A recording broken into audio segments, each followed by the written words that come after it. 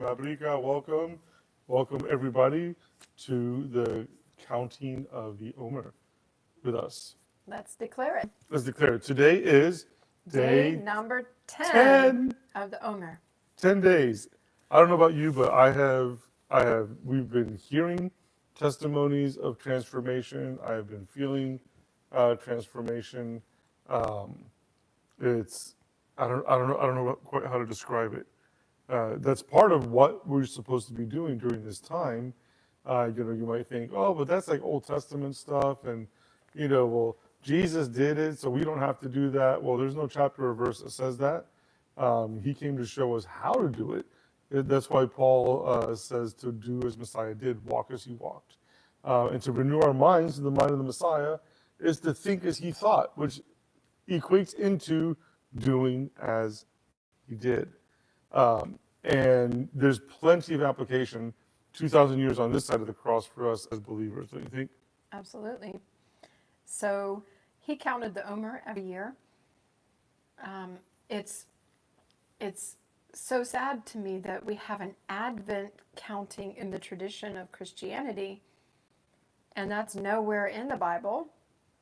But yet, what we are told to count, being the Omer, most people don't even know about it. And so it would be great if you would begin just sharing as you feel you should or as you feel led with your friends about, I don't count the Advent, I count the Omer. And people say, well, what is that counting the Omer? What is that counting the Omer? You tell them this is straight out of the Bible. And tell them what it's for and tell them, how this helps transform and prepare your mind. Oftentimes our mind gets in the way of so much, and it just helps you really focus and get your mind prepared to be in the right state of mind for having an encounter, because the Creator says that He will encounter His people on His appointed times. So it's literally a time of preparation. Why would you not want to do that? Why not try it and see what happens?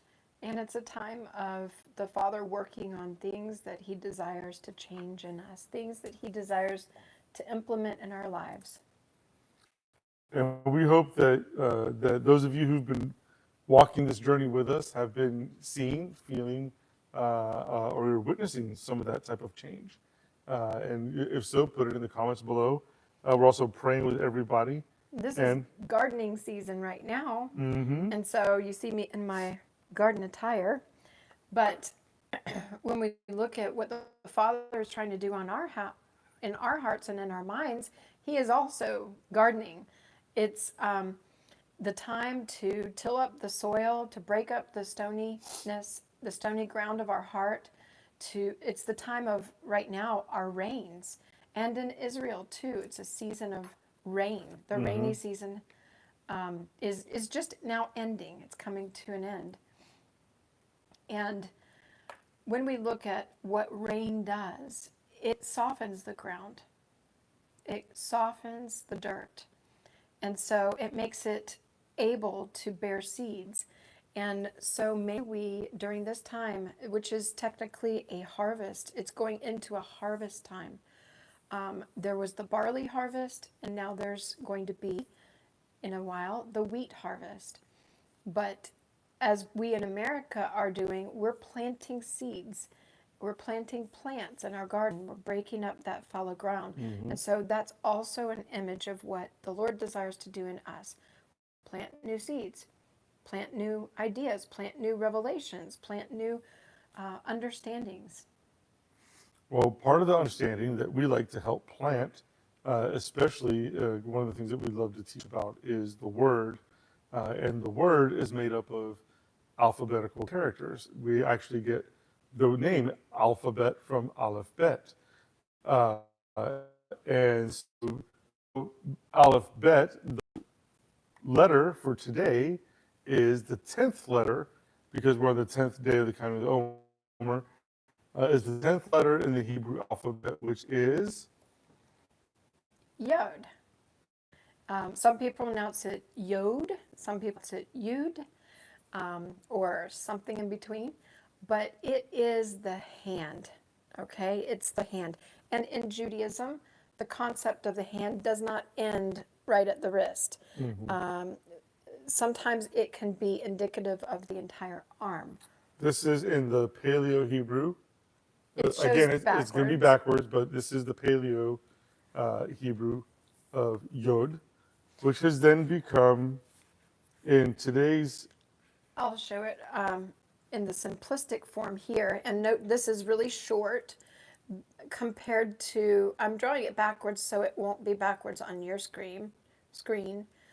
This is a Dalet right here. So this is that fourth letter of the alphabet.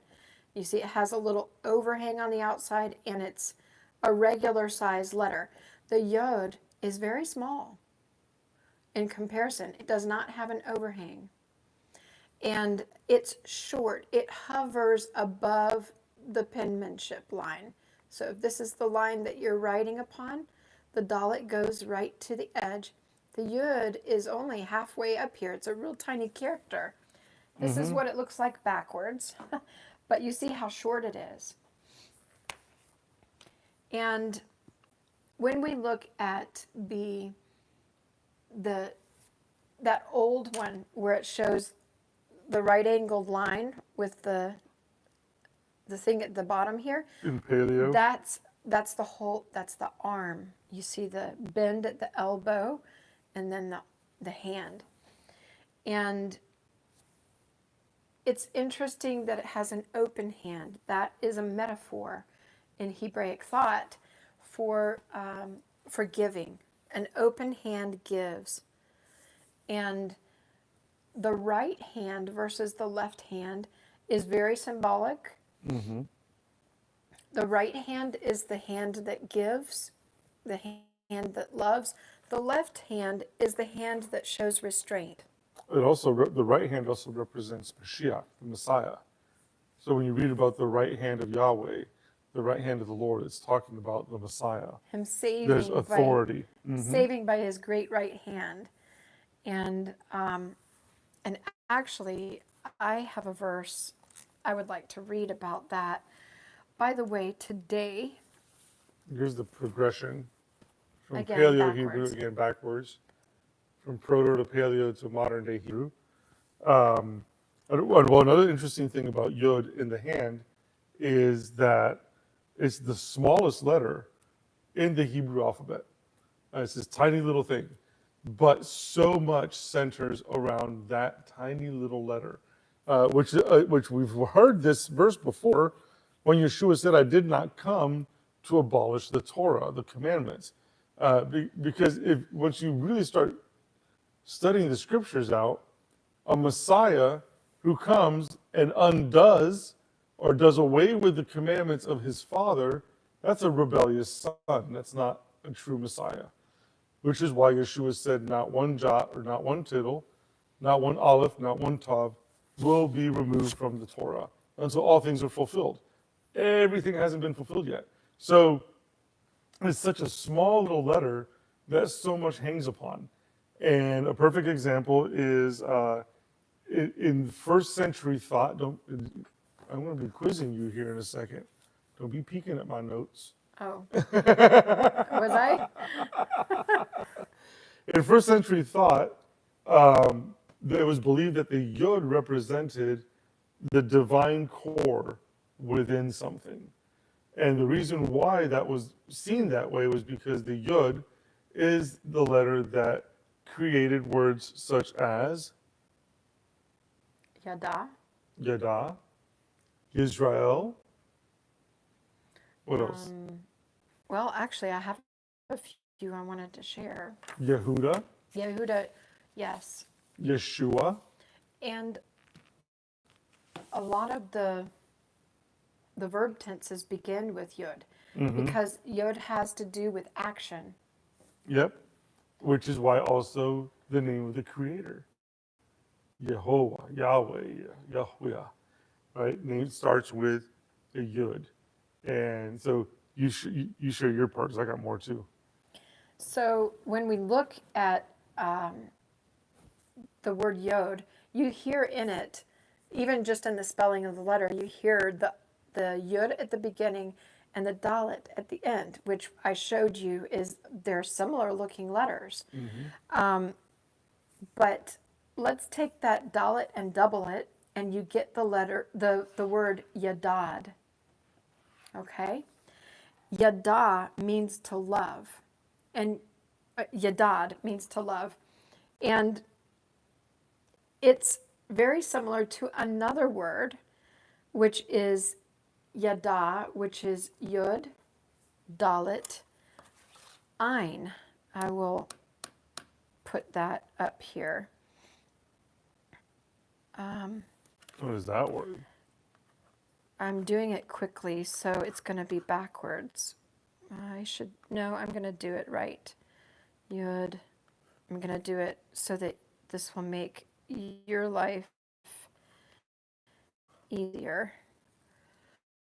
Being able to, this is backwards Hebrew, so it'll be forwards for you. But yada is the word to know, but it also means to know intimately. Intimate, like the biblical way that Like Adam, knew Yadad, Eve. Ashurah. So it's that biblical knowing. So when you look at those two words, they're very similar. To know, and that's why we can say to know Yahweh is to love Yahweh. So it's not just to acquire knowledge and to know, but it's to know at that very deep level. And then when we look, another important word that begins with the yud is the right hand, and it's yamin. Yamin is specifically right hand or in the right direction. And it can also mean south.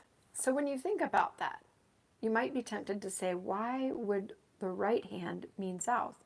Because when we look at a compass, the right hand is toward the east, isn't it? But not when your compass has been set by the Creator, where you know that you're praying toward the east, praying toward the temple. When the temple is your north, that's actually east. And so I know what he's going to do. So when you're oriented to the east, toward the temple, because the Lord told Solomon in Second Chronicles, I think it's chapter 8, that when the people would do these specific things about obedience, and one of them was to pray facing the temple, facing east, that he would be listening and hearing their prayers. And so when we're oriented correctly, east is to the south. So yamin being the right hand and to the south. And I would like to share with you Isaiah 41 verse 13, which is such a beautiful verse. And while she's getting that, I want to share something with you. I was trying to find the box to find out the exact maker of this specific one. But this here is a very special compass. Can you see that? It's a very special compass. And it's a very special compass because it is oriented towards Jerusalem. So no matter where you are in the world, it will always point to where Jerusalem is. I think it's called like a Jerusalem compass. You can find them on Amazon. I'll put a link on the description below for this. But it's a really neat little compass. It's a traveler's compass. It's made from brass. So it's solid. It'll last you probably a lifetime, maybe more. And you'll always know where Jerusalem is. So just wanted to show you that. We have this over there in our little spot where we have all of our stuff for Jerusalem. Kosher compass is what it's called.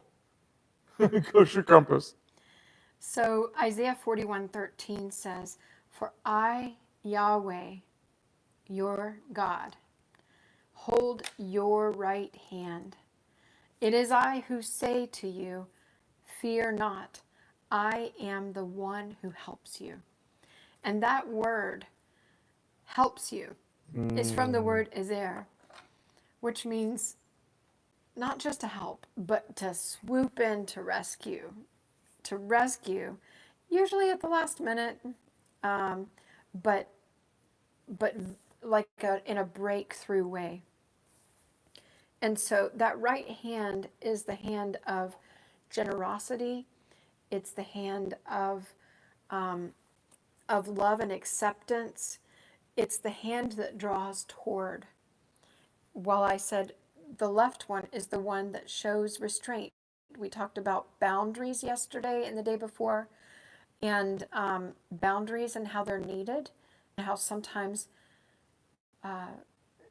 giving restraint is not just necessary but very appropriate. And so when we look at Yod, isn't it beautiful that when we look at Yahweh, he is giving the right hand to us. He's not restraining us from him, but he is accepting us. He is reaching out with right hand of provision, which, by the way, thank you. Yesterday, Oh yeah. when we had basket teaching, I felt like it would be appropriate to mention that we welcome donations and support, and two of you very generously gave. So I want to thank you for that. And you have demonstrated today's lesson of Yod, which is holding out the right hand of generosity and love and acceptance. And what have you got over there? So, in keeping in the same flow about Yud and how his mighty hand, his hand extends to us, it helps us. He's the rescuer. He's our Eben Ezer, right? He's our rescuer, our rock. There's some really interesting things that have to do with Yod and 10. So, Yod represents 10. It's the 10th letter in the alphabet, right? So you've got two hands, right? 10. With 10 fingers. And according to Genesis 5, it was 10 generations from Adam to Noah. And what happened then from Adam to Noah? At Noah, the Father extended his hand and rescued, right? He rescued the 8 that were righteous. Then you go 11 generations from Noah and you get to Abraham. And so then here's Abraham being called out of the south. We like to say that Abraham was a southerner because he was from southern Ur. Ha ha ha. Bad seminary jokes. So he was a southerner. He was Iraqi, what's modern day Iraq. And he was brought out by the hand of Yahweh to the land of Canaan. And what are some other examples of 10? I was going to ask. So give me some examples of 10. If you're listening, what are some other examples of 10 that you could think of up at the top of your head? 10 is a minyan, which Yeah. is a group of Jewish men that gather for prayer. And that comes from the fact that when the Lord was preparing to destroy Sodom and Gomorrah, Abraham asked, well, if there are just 10 righteous in the land, would you spare the land? And so that's where the tradition of a minyan is. Pauline Buffalo Bull Lodge brought up a really good one, the 10 virgins. Ooh, that's one parable that we really like to unpack, because it really talks about the appointed times, the refining, the oil of anointing. There's so much, and yes, the 10 Commandments. That's another excellent example. Any other ones? Yep, multiples of 5, numbers of grace. If you look in the book of John, there are 10 I am statements. So in your own time, go to John, do some research, look up Rabbi Google and ask, what are the 10 I am statements in John? Because there's 10 of them that are just absolutely powerful and a great way to just continue the rest of your day today. And that's all I have Some of for. our friends online are coming up with great ones. Um, 10, Oh yeah. 10 lepers who Yeshua healed. And the 10 that you're referring to with the story of Boaz and Ruth, that's referring to the minyan, where the minyan of men that assembled with Boaz. So that's beautiful too. But you also see multiples of 10 quite a bit, and there is 12 that's governmental, also an aspect of 10 that's governmental. 10, speaking in an education and natural way, is the base of all of our mathematics. And so if you've studied bases, then you know that everything that we do is in basically decades of things. So we count by tens and by hundreds. We don't typically count by dozens unless you're a baker and then you take exception to all the rules and do things more tribe of Israel like, where you have 12. And then you just throw one more in to make a baker's dozen. And then you actually have very much like Israel, where you've got two half tribes. So it's kind of, but really we still call it 12. Yeah, 10 commandments, 10 plagues. Yeah, as judgment. As judgment, there was 10 plagues. Tithing. Yes, you give a tenth Yep. of what the Lord gives you. Matter of fact, it's not just any tenth. You don't just pick it out from the middle. We're supposed to give our first tenth. So before we spend anything, taking that 10% and putting it aside and giving it to the Lord, one of his servants, wherever he's directed us, to the storehouse. And so looking at that 10%, basically it's almost like saying, look at the judgment issues here, because if you don't give your tenth, you're exposing your finances to the 10 potential plagues of finance. So you definitely see the element of judgment there, even with the fact that it's the gavel that's held in the hand that that the judge brings down and says, okay, we're going to do judgment. So you can even see that in the 10 of Lot with Sodom and Gomorrah, because there were not 10. Yep. And the hammer came down. In Daniel 7:24, you've got 10 horns and 10 kingdoms. You were talking about end times. Governmental authority. And governmental authority.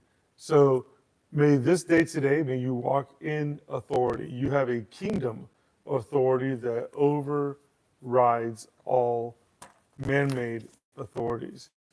And somebody's asking, is income as a loan applicable? However, I that I don't consider that income.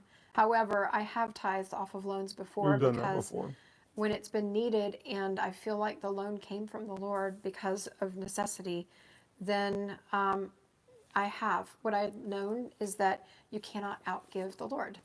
And so I don't believe he wants us to go in debt so that we can give, but I also believe that the Lord looks on our heart and says, oh, look, even in their need, they're giving. So let's read Psalm 119, Yes. the Yod section, which starts in verse 73 and goes to 80. Yes. And we'll continue praying, Father, that those who are watching walk in the authority that has been given to them. May you walk in solidness. May you walk in assuredness. May you walk as feet fleeting like the deer's, and may your walk be strong and courageous. And may you know and understand what it means that you have the hand of the Creator upon you on this day, and on the days to come, and in the season to come. So, you want to read and I'll? Yes. Okay.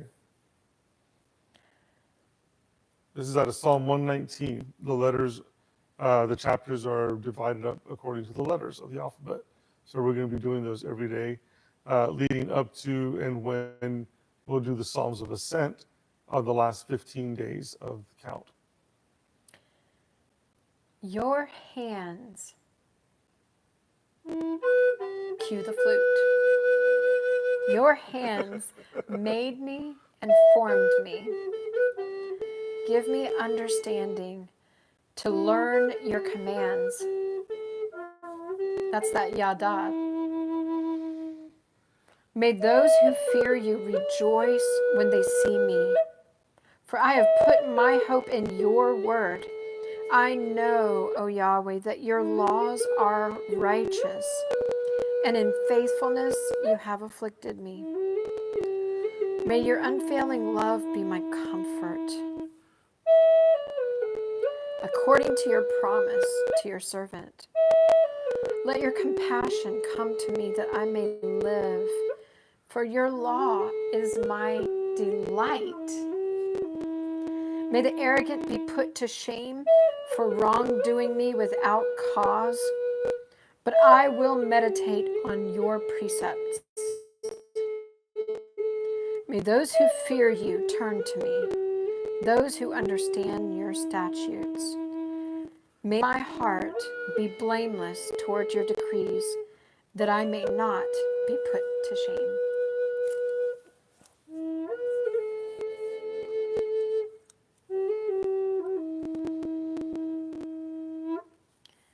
Father, we ask you, Yahweh, that you would teach us this day what you desire for us, that by your great right hand you would extend healing.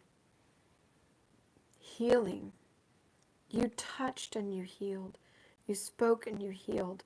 Your hand reached out in generosity and giving, in love. We ask you that you would touch us, that you would cause us to understand that word yadad, and not just the word, but the action of love. That we might know, that we might yada you, and that we would be seated at one day at your right hand together with Mashiach, that we would not be sifted like the goats to your left hand, but that we would be seated, we would be with the counted among the sheep on your right hand. Creator, we ask that you give us direction, that you help Yes. us not be confused by voices that are not of your kingdom. Father, we ask that you help guide us with your hand, with your mighty hand of guidance. We ask that you guide the steps of those who are watching. We ask that you keep us guided up with that compass, that internal compass, to always be walking towards you. Father, we ask that you help keep anything that would bring any interference from walking that path in that direction, that you bind those things up and place them at your throne. Father, the assignments, the contracts, the curses, the spells, those things that would come from the kingdom of darkness to try to throw you off course. Father, help us to hit the mark and to make it to the destination that you have set before us. And for those who are seeking guidance and direction, I ask you that you would speak to them and give them ears to hear what your Spirit is saying, that you would help them make the right decisions. You know that we have decisions to make, Father, and we seek your, not just your input, we seek your entire plan, every little detail. We want to come not from our own imaginations and ideas and, you know, wonderful thoughts, but just straight from your mouth. So Yahweh, speak to your children, guide and direct us. We ask for your continued provision for each person here in this live stream and watching recordings later, that you would bless. Bless us with yada. Bless us with ahava in the name of Yeshua. Actually, that was something I was going to point out. Oh, point it out, I point was it going to out. point out the difference between They don't want to go ahava yet, right? and You don't want to yadad. go yet, right? I'm almost finished. I knew somebody would probably have the question, well, if yadad is love, then what's ahava? And I thought it was fascinating to look at the fact that yada has the connotation of love, but to ahav somebody is to love and completely devote to another. What is love? Baby, don't hurt me. Don't hurt me no more. That is ahava love. It's love that doesn't hurt no more.